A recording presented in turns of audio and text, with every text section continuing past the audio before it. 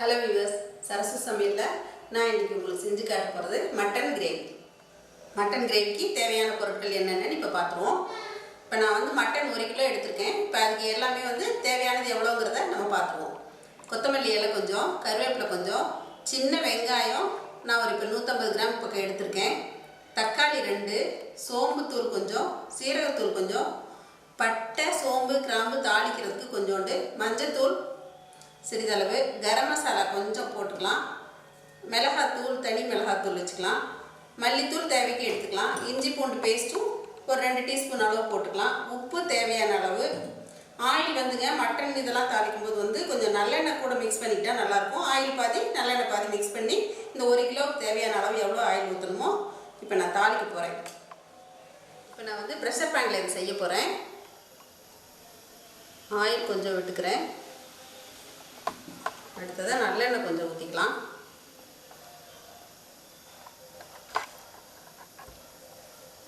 ரெண்டுமா சேர்ந்து 1 கிலோவுக்கு ஒரு 100 ml ஊற்றிருக்கேங்க. இப்போ நான் தாளிக்கிறதுக்கு பட்டை சோம்பு கிராம்பு மட்டும் கொஞ்சமாக போட்டு தாளிக்கிறேங்க. அடுத்ததாக கருவேப்பிலை, அப்புறமா சின்ன வெங்காயம். நான் இந்த கிரேவி சாதத்தில் எல்லாம் போட்டு பெசஞ்சிக்க நல்லாயிருக்கும் அப்படிங்கிறதுனால நான் சின்ன வெங்காயம் எடுத்திருக்கேன். நீங்கள் டிஃபனுக்கு எல்லாத்துக்குமே போடுறாருன்னா பெரிய வெங்காயமும் சேர்த்துக்கலாம். அது நம்மளோட சாய்ஸ்.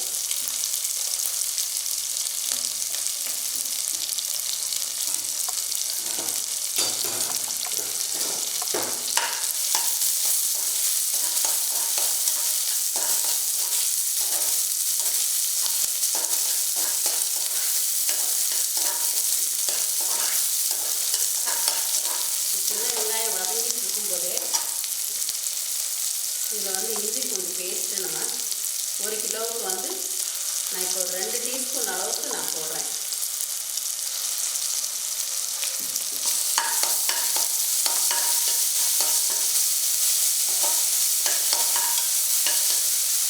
இஞ்சி பூண்டு பேஸ்ட் இல்லாதவங்க இஞ்சி ஒரு 2 இன்ச்சு தொண்டு போட்டுட்டு ஒரு 10 பல் பூண்டு 2ஐயும் அரைச்சி போட்டுக்கோங்க.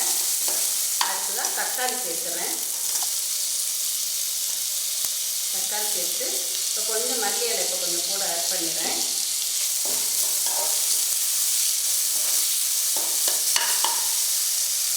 அடுத்ததாக நான் இப்போ இந்த மட்டனையும் இதில் சேர்த்துடுறேன். மட்டன் கிரேவி இதெல்லாம் இருக்கும்போது இந்த மாதிரி பீஸ் சின்னதாக போட்டிங்கன்னா நல்லா மசாலா இறங்கும்.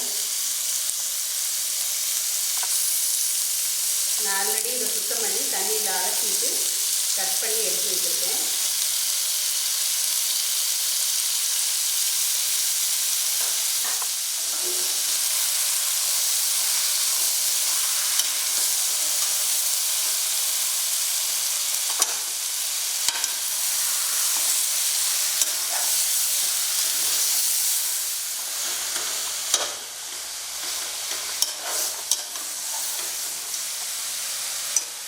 இது வதங்கிட்டு இருக்கும்போதே இதுக்கு தேவையான உப்பு இதில் சேர்த்துருவோம். அடுத்ததாக இது தேவையான அளவு மல்லித்தூள் சேர்த்துருவோம். கிரேவிக்கு தேவையான அளவு மல்லித்தூள். கரம் மசாலா நான் ஒரு 1/4 டீஸ்பூன் அளவுக்கு இது சேர்க்குறேன். மிளகாத்தூள் காரம் உங்களுக்கு எவ்வளோ தேவையோ அந்த அளவுக்கு சேர்த்துக்கோங்க. மஞ்சத்தூள் கொஞ்சமாக சேர்த்துருக்கேன். அடுத்ததாக சோம்புத்தூள். இந்த சோம்புத்தூள் சோம்பு லேசாக சட்டியில் வறுத்துட்டு வானலியில் வறுத்துட்டு லேசாக சூடேறணுன்னு நீங்கள் அரைச்சி வச்சுக்கிட்டிங்கன்னா அப்பப்போ யூஸ் பண்ணலாம். இல்லாதவங்க நீங்கள் அரைச்சி அம்மியில் அரைச்சிக்கலாம். ஜீரகத்தூளும் அதே மாதிரி ஜீரகத்தை லேசாக வறுத்துட்டு பொடி பண்ணி வச்சுக்கிட்டிங்கன்னா எல்லாத்துக்குமே போட்டுக்கலாம். நான் இது ஒரு டீஸ்பூன் அளவுக்கு இப்போ நான் சேர்த்துருக்கேன். இது ஒரு 2 நிமிஷம் நல்லா வதங்கட்டும்.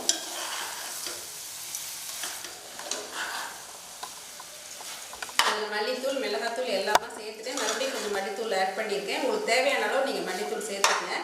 இதில் இந்த மட்டன் மசாலா அப்படின்னு நீங்கள் வீட்டில் அரைச்சி வச்சுருந்தா பாருங்கள். இல்லைன்னா நீங்கள் இது கடையில் சக்தி மசாலா இந்த மாதிரி கிடைக்கும். அது கொஞ்சம் ஆட் பண்ணிக்கங்க, டேஸ்ட் கிடைக்கும். இது ஒரு 2 நிமிஷம் வதங்கினதுக்கப்புறமா இதுக்கு தேவையான அளவு தண்ணி விட்டுட்டு நம்ம வெயிட் போட்டு ஒரு 3 சவுண்டு விட்டு இறக்கிடலாம்.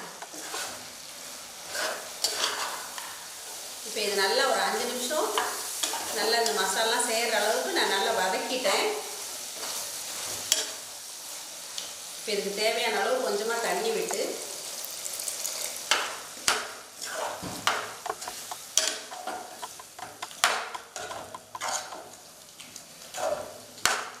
இந்த கிரேவிக்கு தேவையான அளவு தண்ணி சேர்த்துக்கோங்க. தண்ணி சேர்த்துட்டு மூடிட்டு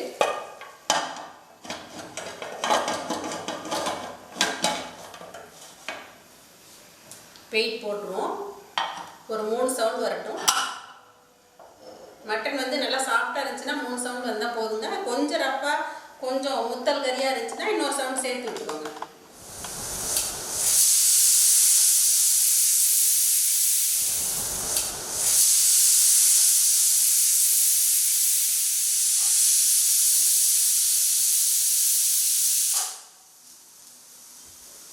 இப்போ 3 சவுண்ட் வந்துருச்சு. இது வெயிட் ஆகட்டும், வெயிட் பண்ணுவோம். இப்போ இந்த மட்டன் கிரேவி ரெடி ஆயிடுச்சுங்க. நான் 3 சவுண்ட் உங்கள்கிட்ட சொன்னேன். நான் 3 சவுண்ட் வந்ததுக்கப்புறமா வெயிட் ஆகணும்னு திறந்து பார்த்தேன், வேகலை. அதனால் மறுபடியும் கொஞ்சம் நேரம் நான் நல்லா வேக வச்சு எடுத்து வச்சுருக்கேன். நீங்களும் நல்லா வேகிற அளவுக்கு சவுண்ட் விட்டுக்கோங்க. இப்போ இது நல்லா வெந்துருச்சு. இங்கே பாருங்கள், நல்லா கிரேவி கன்சிஸ்டன்சியில் இருக்குது. உங்களுக்கு இதை விட இன்னும் கொஞ்சம் திக்காக வேணும் அப்படின்னு சொன்னால் நீங்கள் இன்னும் கொஞ்சம் இதை வந்து நல்லா அடுப்பு பற்ற வச்சுட்டு இன்னும் கொஞ்சம் நேரம் சுண்ட வச்சுக்கோங்க. இது இட்லி, தோசை, தேங்காய் பால் சாதம், சப்பாத்தி, பூரி எல்லாத்துக்குமே இந்த மட்டன் வறுவல் ரொம்ப நல்லா இருக்குங்க.